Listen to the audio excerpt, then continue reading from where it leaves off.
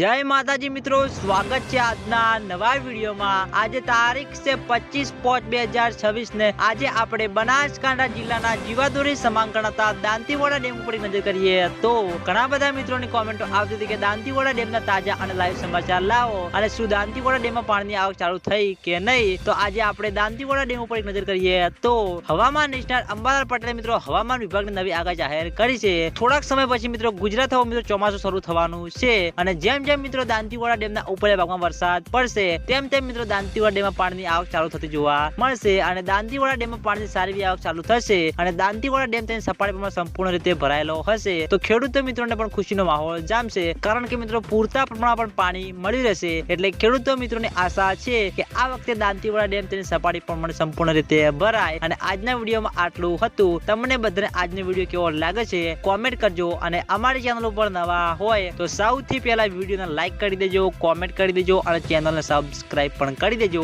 તો મિત્રો જય માતાજી।